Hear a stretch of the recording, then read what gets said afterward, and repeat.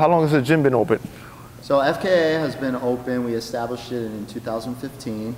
We didn't open our doors actually till 2016. Okay. And our first opening date was March of 2016. So we've been open a little bit over, coming up on 2 years now. Okay. And business is good. Student base is, we have about 100 students. We only teach Muay Thai and Jiu-Jitsu here, so we specialize in those two categories. We don't put them together like for the MMA, so we just keep them separate. Some would say that our gym is 80% striking, 20% Jiu-Jitsu, which is a little bit different, in, especially in Florida, since we're based heavily in an MMA Jiu-Jitsu world. Right. So it's a kind of a niche gym, and it's a little bit different from the other gyms. Okay, that's cool. I like it. And why'd you decide to keep it separate like that and not blend it in together? Well, for a couple reasons. I've been in MMA for a long time, and I like a little bit more technique, specializing in certain things, and it takes a long time to get something down, especially a martial art. So if you try to kind of pick and choose and put it all together, something's going to lack. There's going to be some lace, or it's just going to take even longer. And the Muay Thai is a little bit more specialized, and it takes a lot of focus. Same with Jiu-Jitsu. You want to be good with Jiu-Jitsu, you need to focus on just those aspects of it. So that's where we're driven with. So, I know you've been a martial artist for practically your whole life. Yes. So when did you start training martial arts? I started, as soon as I could walk. My parents put me in when I was 5. They were actually very scared of me getting bullied and pushed around, so I was a very skinny kid. I'm still a skinny kid. And I continued in it all the way till now. I still continue in it. It was a big focal part in my life. I was practically in it 7 days a week. I never stopped. Wow. I did outside activities. I played with friends, but it always took precedent was martial arts. So even I was on a football team. I had to take time off football, and I had to go fight, and coaches didn't like that, but they respected it. They respected my stance on it. So it all worked out. It was difficult at times, the grind. I'm 28 now, so it's 20 plus years of martial arts, which is a long time. The Muay Thai to me is like, it's the hardest though. Like, the body has to be hardened. It has to be conditioned. Every single aspect of it, or you become broken. And there's so much more involved than just striking. It's a little bit more of a chess match, so to say. Any single inch you give, of course in any martial art, but I feel like any little inch that you mess up, you can get severely hurt. Yeah, it'll be costly most time for sure. Yes, the elbows striking, the kicks. Of course we see it in Thailand, and these guys they're hardened from a young age. So it's an amazing sport to me. So how many fights you've had so far? Like most of your fights been in Muay Thai, correct? 5 fights as a pro Muay Thai fighter. Okay. I have about roughly 60 amateur fights of mixed kickboxing, Muay Thai, boxing, MMA. So I mix those in with my amateur fights. So it's not just straight Thai. Okay. So you fought at the Mecca Muay Thai in Lumpini Stadium. You met your idols. So how was it fighting at Lumpini? Okay, I was invited by the president of USMF, who also runs, he's the Michael Corley, he runs the USMF. He asked me, do you want to fight over in Thailand? And it would be in Lumpini Stadium. And I said, of course, I want to do this. And as I was building up, I was like, okay, I'm not going to go there for just a week. I'm going to spend some time there. I spent about 5 weeks in Thailand. So I'm training, and I get there, and I get to the camp that I'm at, and we start to train, and leading up to it, I'm just like, okay, I have 1 week till I fight, so I'm trying to buckle everything down, get everything going. flying over from USA to Thailand is nearly 26 hours. So it's like a day. So those first few days, it's like jet lag, you're distraught, you're tired all the time.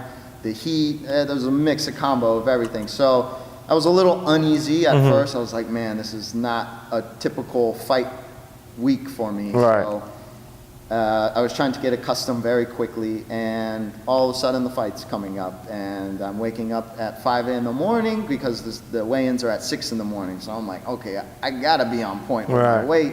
Same day weigh-in, same day fight. So I was like, okay, I gotta be on point. So that was a lot of stress right there. I gotta make the weight.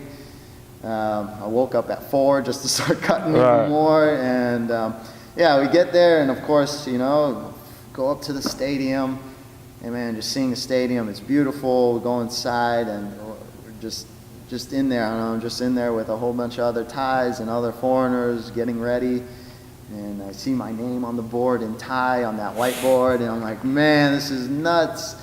And of course, I'm scoping out, looking for my opponent. Like, man, I hope he doesn't have thick old legs. That's how you gauge a big calves. You're like, oh no. I was like, I hope I don't get that. And I see the kid, and I'm like, okay, he's gonna be tough. And so I leave, come back to the fight, and I mean, the gamblers are in there. They're going nuts for the fights prior to me, and we're sitting in the stands. Like, this is so I'm not used to what's going on. I'm with my Thai trainer who doesn't speak English. So I'm just like, I don't know what's going on. He's just chilling, watching the fights, and then he starts watching soccer. So I'm just like, I'm just watching, getting nervous. Like I'm in Lumpini, am I gonna be embarrassed right now? And so many things going through my mind, and then one thing leads to another, and I'm wrapped up, I'm taped up, and I'm sitting there waiting for my name to be called. And I'm just kind of at awe. Right. I'm here, I'm doing this, And at the same time, for me, I was like, this is the feeling I like. I love this feeling. This is what got me into this sport. This feeling right here, right now. So you started reminding yourself about that feeling and that moment. Edge, that fear, that uncertainty that keeps you on the toes. I was like, this is it. I'm primed. I'm ready. I know whatever I do in there, I just listen, believe in myself, and do it. And I got in there, and I took the kid out in the second round, TKO. Nice. Yeah, and then it was just so surreal. That's great. That's great. I mean, to have that belief, you know what I mean? Yeah. That's the key to a lot of things. Although you're nervous, uncertain, jet lag and everything, but when you get there trying to perform, that is something that I think we can all take something out of that. You know what I mean? When you're under pressure, it's just positive self-talk and just go for it. You know what I mean? So take me through your training. How do you train? What's your daily what's your daily routine like? So a typical daily routine is running. I always try to get my running in the very beginning. How many miles about? For me, I'll do 3 to 5. Okay. I don't really go over too much unless I want to kind of elevate a little bit, but usually 3 to 5. And what I'll do is work for time. Okay. So it won't be 3 minutes doing it. 30-minute 3 mile. It'll be a fast 3 mile. I'll run it in 18 minutes, and then I'll just keep trying to push that. Okay. So that will be maybe my sprint day is my 3 miles, and my 5 miles will be a little bit longer pace, longer, but a little bit slower pace. Okay. I'll come in here. I love the jump rope. I do a lot of jump rope. I have a lot of footwork. I think, footwork is key to not getting your head knocked off. Of course. So I do a lot of old school jump rope and shadow boxing. Shadow boxing and visualizing my opponent is another key thing for me. Is seeing what they're doing, even though they're not in front of you. Having that is key. So I'll do a lot of shadowing. Pad work, of course, smashing the pads like anybody, getting those rounds in on the bag. Certain days, maybe I'll spar. But for the most part, getting that work in, getting that technique down, and making sure my conditioning is solid. Good. So how do you deal with the days you don't feel like working out? You're like, you wake up like, oh fuck, I gotta do this again. Like, damn, how do you get past those moments? That's vicious, and that's hard to overcome a lot. And I think the key is to not have too many of those days. It's okay. Some days you need to listen to your body. You need to know what you shouldn't push. So I do have those days. Of course. I've done this for a long time, so I do have those days. So some days it's just, okay, get through here. Remind yourself what you're doing this for. Remind yourself of the people who believe in you, that want to see you succeed. So a lot of self-motivation, a lot of self-talk, and then getting through the door. Not only do you fight, you know what I mean, what I think is very important to mention is your team, because you have a roster of fighters that are training with you and under you, right? Yes. And they all seem to be doing very well, champions, multiple belts. So how do you do that? How do you get them to that level? I came up through the amateurs, through United States, and I know a lot of people, and I've been in this game for a long time, that I've seen the transitions of the way the sport is going, and it's a lot of like stuff that I did prior, and a lot of stuff that I didn't accomplish prior that I could have, had I had this maybe person in my life to help me get there. So I've been fortunate to lay the foundation for them, the blueprint. Like, this is how we're going to do it, and you guys can do it much quicker than I did. I took my time with it, but we can get there in this route, doing it this way, and not fumbling around with certain other things. Like, we have our priorities set. So a lot of what I told my team in the beginning, I said, this is a process. We're not going to be on the same page in the first 6 weeks. We're not going to be on the same page in the first 3 months. It's going to take about a year for everything to kind of, the culture, the mindset, everything to click. And when that clicks, we're going to just hit the wall running, and we're just going to go. One after the next, we're going to put our checklist down of when we're going to fight, who we're going to fight, how are we going to raise the level of our experience. So you actually have a checklist, you write it down, you put it on paper, or what?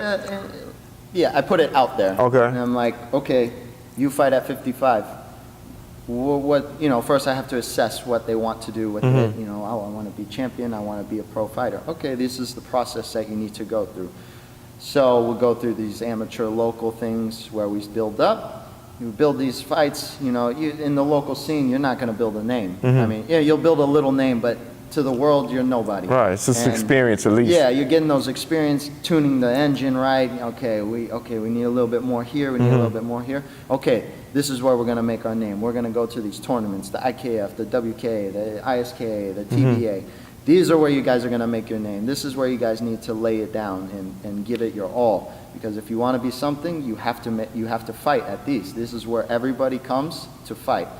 And this is, you pull the best from every part of the state, even the Canada, or even the world. Right. So this is where you make your mark. And, I get them going on that track, and, put the belief in them that, they can accomplish this. A lot of people out there are in leadership positions. You might be running a team. You may be a boss at your job. You're trying to get your team under you sometimes, different personalities. It doesn't click. So how you get them to buy in, to believe? So a lot of it is communication, telling them what's going to happen beforehand. Like when I get somebody new and they want to fight, and okay, this is how we're going to go, but there's going to be a certain point I'll be like, hey, Bryce, today, in 2 weeks, I'm going to break you. Like, I'm going to break you physically, I'm going to break you mentally, and we're going to build you back up. They don't know what I'm going to do, but it could be like 15 rounds of sparring. Okay. Somebody yelling at your face. Like, just break them down so I can build them back up this way. And that process helps a lot, because then they believe in what they're doing. They've achieved 15 rounds in the ring that they never thought they could. Achieving these small goals that they never thought, that helps build it. And of course, winning. They win. Then you get a little more confident. Oh, they're more confident with you. The chemistry starts to click. They believe in what you're showing you more. So that how I believe is how I've been able to get them there, and leading by example from myself. True.